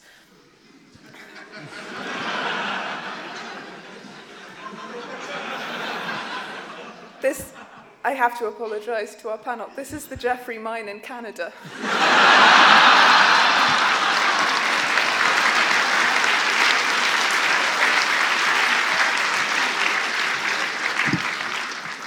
It's the largest deposit in the world of asbestos. This is a place in Turkmenistan. It's a crater full of methane. It's been on fire for the last 47 years, and it's known as the door to hell. This is Washington, D.C. in America.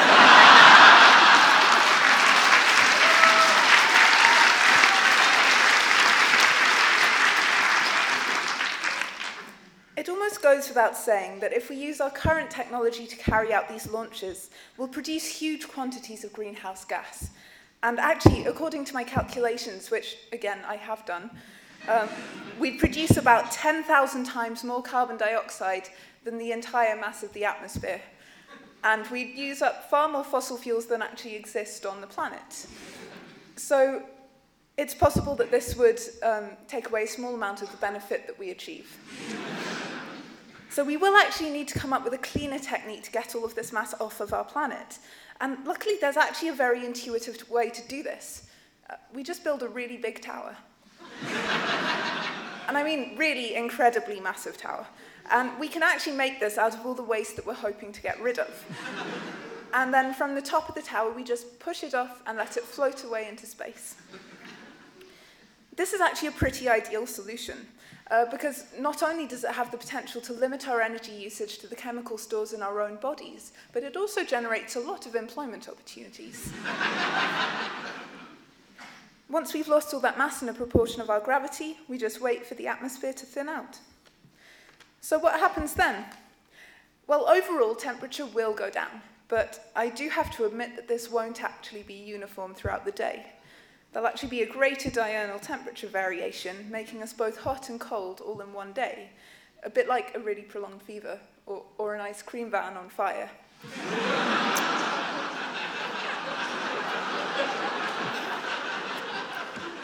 It may take a bit of adjusting to, but I am confident that it's one up on our current situation.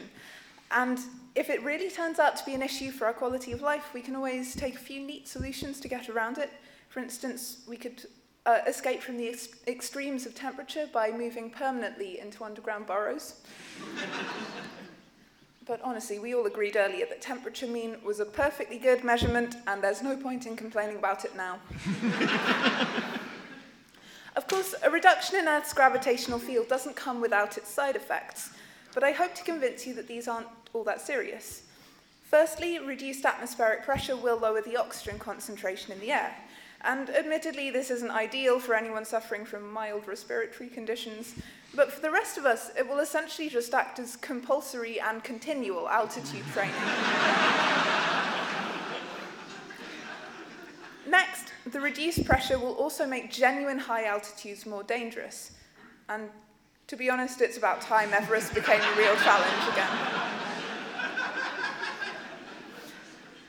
Next, there'll be a small reduction in everyone's weight. While this can't be said to exactly cure the obesity epidemic, it will certainly make us feel a lot better about the effectiveness of dieting. And finally, the lower gravity will impair our bone strength and our muscle mass, but it will also reduce the force with which we fall over, so I don't really foresee it being a major issue. And besides, as new generations are born and develop to be weaker, we'll get to enjoy a brief moment as the strongest humans on the planet. Thank you.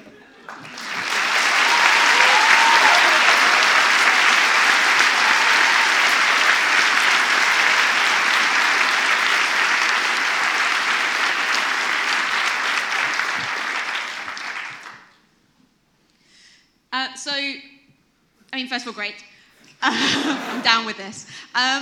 So you may be aware of when the Apollo astronauts went to the moon, where there's lower gravity, and they hit some golf balls and they went much further. Have you spoken to the golf clubs at all about how they might need to redesign their courses? That is the #1 priority on my list. I think it may even need to be extended to, say, bowling, and there's a lot of sport opportunities in this plan. Football will be a lot more fun to watch.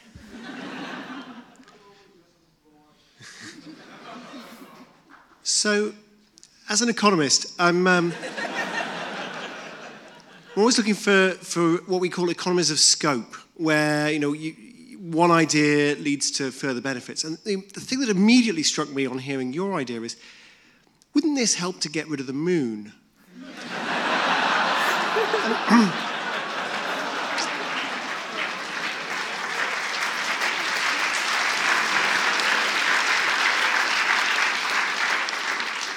Dan and I can have some very profitable discussions after this. Option 6. That's a very good point. The judges look completely satisfied. Everyone for Catherine! Yes.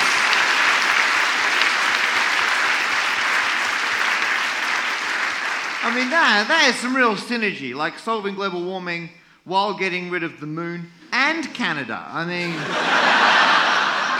she's got everything. So, our final speaker for BAHFest 2018 London edition is Ed Thorne. Ed is a writer and improviser. What he may lack in scientific knowledge, he also lacks in every other field of human knowledge.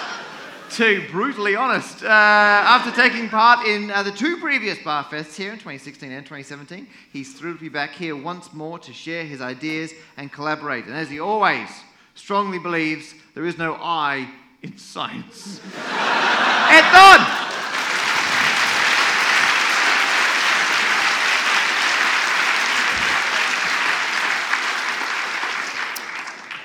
Ladies, gentlemen, YouTube live stream.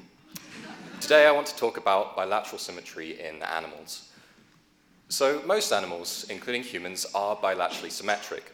But this doesn't apply to organisms in general. So why are animals almost invariably bilaterally symmetric, with the left half basically the same as the right half? The conventional explanation for this is that it makes locomotion more efficient. It's easier to walk or run when the left leg is the same as the right leg. It's easier to swim as well because you're more streamlined if the two halves are the same. But this explanation is sorely lacking. Firstly, why are some animals, like starfish, not bilaterally symmetric? And secondly, if it's really more efficient to have both halves do the same amount of work, why do humans and other animals tend to develop a dominant hand, dominant foot, dominant eye, dominant eyebrow? Surely it would be more efficient to divide the work equally. So we need a deeper explanation, and boy, are you in luck.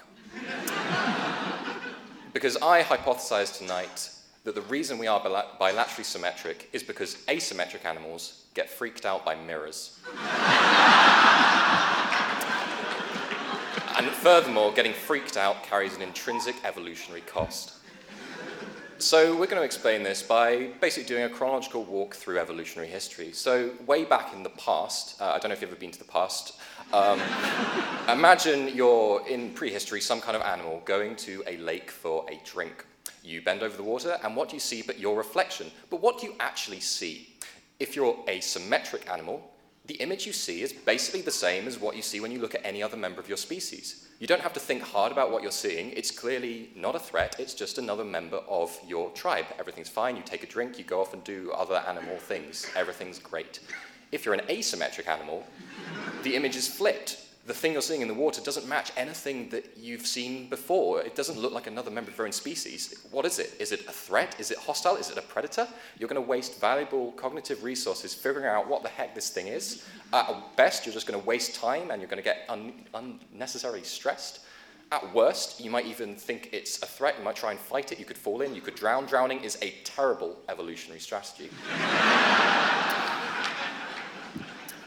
Yeah, so that's the basic idea, and this immediately makes 2 predictions. Firstly, we should expect to see more asymmetric animals in places where there aren't many mirrors, like under the sea. We do.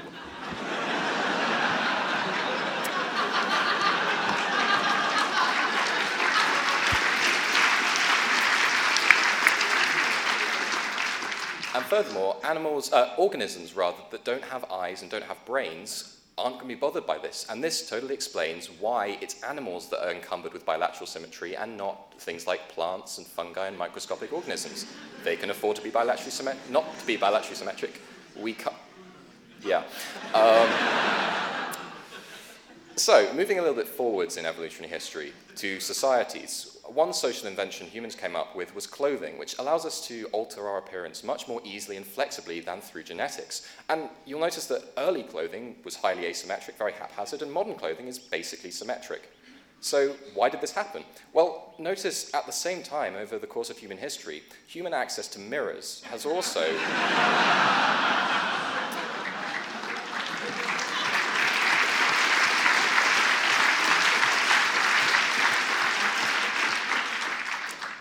up.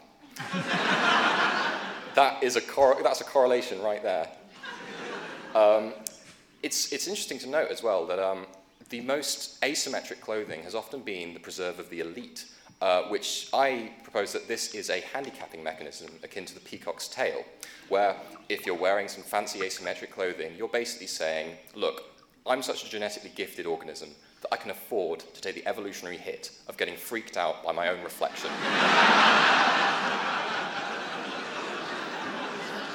Therefore, you should mate with me. So yeah, societies also have a range of technologies they can develop, and some technologies do depend on mirrors. So if you're an asymmetric creature that shuns mirrors for fear of getting freaked out, you're going to lose out on cameras, microscopes, telescopes, fiber optics, lasers, and halls of mirrors, all of which have massively contributed to our success as a species. And it's not just that, there's more basic things like windows. Even a pane of glass has a slight reflection that you just can't risk if you're asymmetric. So you can't have windows, so all your houses are either going to have to be exposed to the elements or really dark. And then there's other issues like logistics, transportation. How much more dangerous is driving when you don't have mirrors?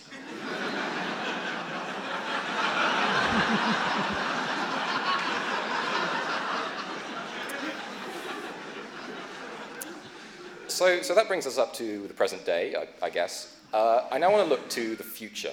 What predictions does this make for the future? Well, notice now that we have the technology to easily mass-produce concave mirrors. Concave mirrors flip left and right twice, which is the same thing as not flipping at all.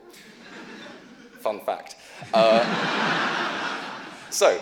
There's actually no incentive for humans to remain symmetric anymore, which means that the pressure to asymmetrically optimize can run unchecked. Right now, your dominant hand might be slightly better at playing tennis, but if we allow asymmetry to take its course, then, can do even better.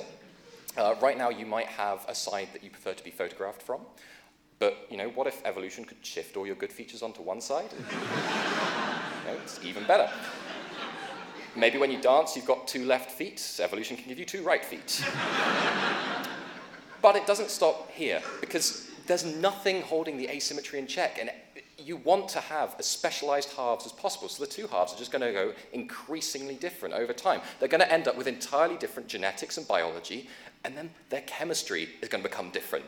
And then, in the quest to become as asymmetric as possible, their very physics are going to end up separating. You're basically going to end up with 2 species splitting off from each other, living in kind of parallel universes, each unaware of their shared genetic origins, each unaware of the other civilization's existence. But there might be subtle hints that there's this parallel species out there. For example, you might notice that there seems to be, say, a large amount of mass missing from the universe.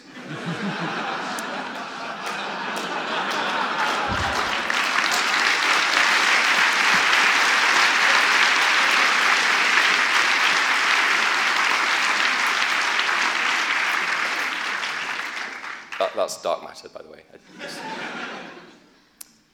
I'm done, also.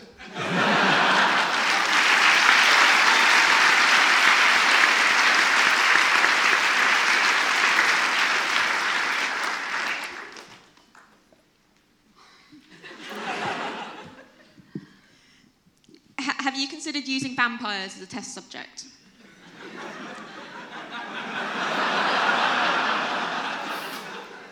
Okay, so this is a serious scientific hypothesis. And I'd appreciate it if you treated it with the respect that it deserves.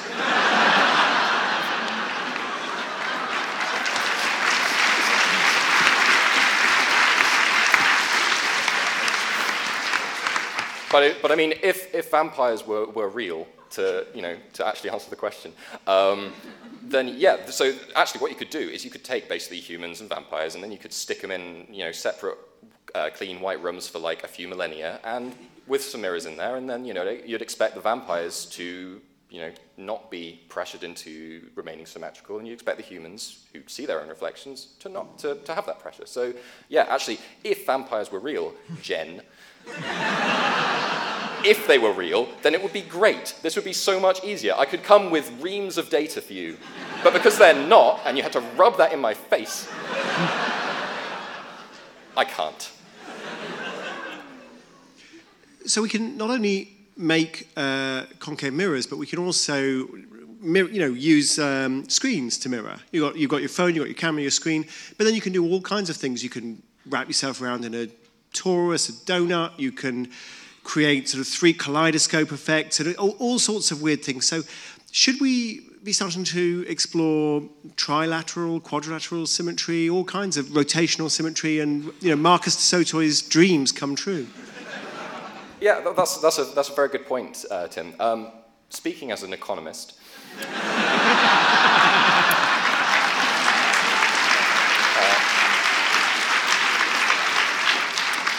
it's interesting to note, actually, that when you take a selfie, if you do that, kids, it actually does go and flip the picture, because people are used to looking in a mirror, but then when you actually take the picture, it unflips it because you want the actual photo. We are so now used to seeing ourselves in mirrors that basically nothing is, almost not getting flipped is going to freak us out more. So yeah, we're pretty much at the point where you can distort our images however you want, and we've understood like the whole conceit of pictures now, right? Like we understand it's not, your soul hasn't been trapped, it's just an image. And yeah, it would be really interesting to see if we go into new realms of like, trilateral symmetry, quadrilateral symmetry, pentalateral symmetry. The possibilities are etymologically confusing. But furthermore, I think we should take this as potential evidence that starfish are actually an advanced civilization that went through this.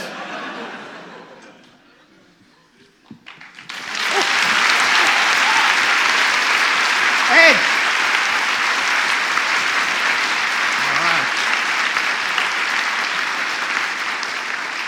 There you go. So, fantastic questions from all the judges. Thank you for grilling our various members. Tim, thank you that your go-to mathematician in popular culture is Marcus de Sautoy. Well done. So we are now going to add up the scores from the judges. So as you can see, the guys are here checking what they're doing. While they're scoring all the talks and that's being put together, we need to get our audience vote. So you need, by volume of cheering, to decide who your favorite was. What I'm going to do is read back, first of all the talk titles, so you're familiar with them, you remember them, because otherwise there's a bias towards the more recent ones. There's also often a bias towards the order in which you cheer. So to make it fair, I generated some random numbers, and which is a bit awkward, because Cindy looked over at me, and she's like, man, Matt must be bored. I'm just there on my phone hitting the random number key. This is more entertaining. So what I was doing is I was making random numbers, and then I've ranked everyone by the random number that they got, so then I will read them out in a randomized order to try and make this as fair as possible. So before I get out the sound meter, the talks, just to remind you, Pietro talked about 2 birds, 1 nuke, counteracting global warming. Shalaka talked about examining the depletion of reproductive resources in the 21st century England. Louis talked about shark attack prevention, why and when to prevent attacks on sharks. Dan gave us lunar occlusion, moonshine diminishment feasibility study. Catherine was atmospheric depletion, the solution to humanity's problems. And Ed gave us bilateral symmetry in humans. So I will read them out in the random order, and then I'm going to use which I've lost. Here we go. Your trial with decibel meter. No, okay. So we're going to do max. Okay, here we go. I realized afterwards if it's mean, I could just choose the sampling window, and my job. I get my. Don't you laughed, and I've got to reset it.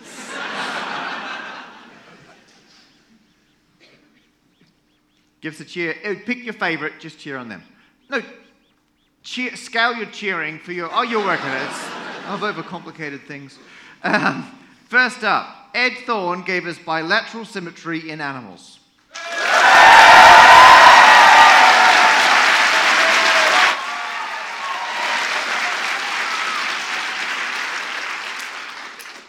.103.4. Next was Louis with shark attack prevention, why and how to prevent attacks on sharks.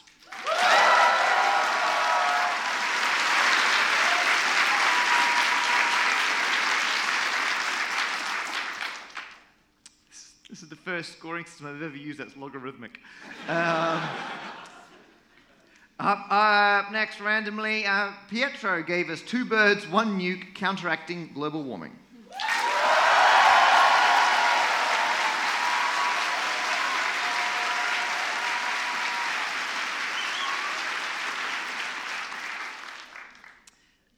Next up, randomly, Shalaka gave us examining the depletion of reproductive resources in 21st century England. I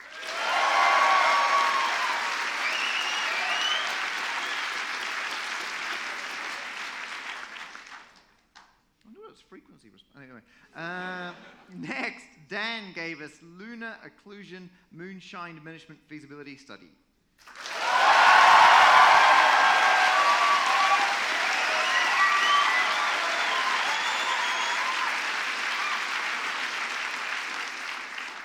I never knew how much people hated the moon.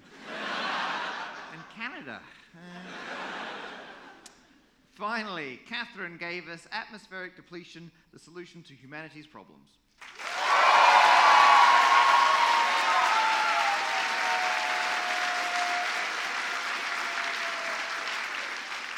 Okay, I think we've got those samples. He's going to do the Lloyd James. Okay, so now to give the Lloyd James Awards, please applaud Lloyd James.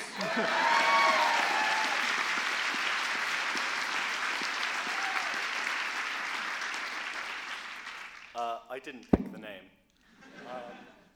So I would like to award the Lloyd James Prize for Best Use of Charts, Graphs and Figures to a very compelling figure that strongly supported its hypothesis, that showed a strong positive temporal correlation between availability of mirrors and the symmetry of clothing.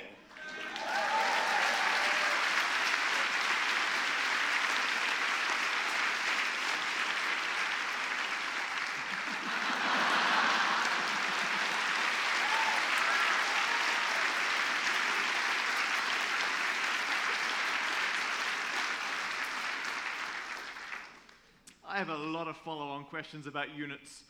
Okay. We have now managed to add up all the scores, and the tradition is the scores aren't given out, the ranking's not given out, we simply give a single prize to the winner. Because we want to celebrate the winner, but we also want to celebrate the incredible achievement we've seen across everyone. In fact, before I announce them, we have a huge, massive round of applause for all 6 of the speakers.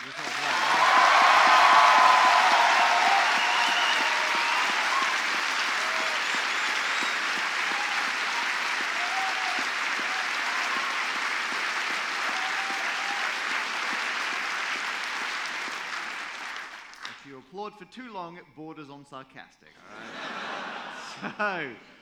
So while all of our contestants were amazing, some of them were just a bit more effective with their amazingness, and the winner does get to come up and make a short speech, just so you know. So the winner of BAHFest 2018 London edition is, with lunar occlusion moon sign diminishing feasibility study. Put your hands together for Dan Shaw!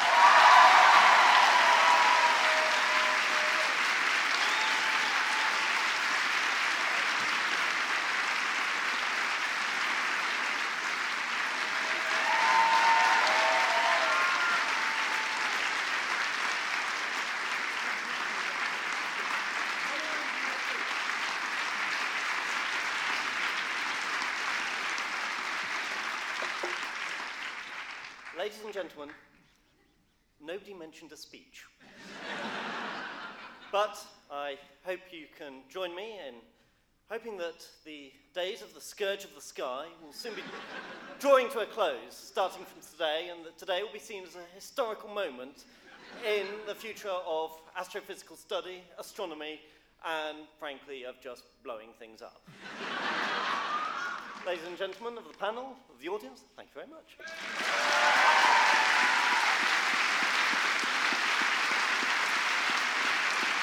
Dan Shaw!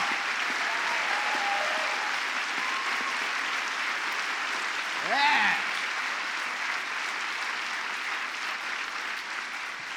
And that is where writing a serious bio can get you. So, A civil servant, you've done it properly, I like that. So take that into work. Anyway, so in addition to winning the prize and the admiration of everyone else around you, you also win a year's subscription to Nature magazine. That's just to make you a bit more sciencey. Thanks to our friends at Nature Jobs. They said, well, if you do that well, you should, I don't know, read. So, we do actually have a few other thank yous before we release you back into the wild. I'm going to give you the thank yous and then you can burst into applause. Then there's some more admin, so, you know, more to come. Of course, we do thank Imperial College, who joins forces with Zach to be able to put this on. So we're hugely grateful to Imperial College. We're also very appreciative for the Royal College of Science Union, who are heavily involved in making this all happen. Of course, there is Lloyd James of award fame, who was helped out by Mike. All thank yous are equal. Who was helped out by Michael Edwards. Gave you a hand. Is that correct, Michael? Where are you? Not here. Not that serious. Oh, sorry. Wait. Oh, he's in the US. He's one of the US organizers. Sorry, that's not going to help. Cheap. Amanda Rossi is also heavily involved in organizing from afar, as is Michael Johnson. People work all around the clock behind the scenes to make events like this happen. We have a huge fleet of volunteers. You may have seen we forced them to wear hilarious t-shirts, which is great. If you see them around, say congratulations. You may give them a high five if you feel it's appropriate and spontaneous.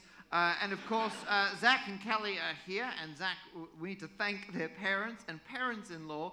Zach said they're currently watching his kids while he's gallivanting around London. So a huge thanks to them. They wouldn't be able to be here otherwise. So we have a massive round of applause for all the people we wish to thank. All right.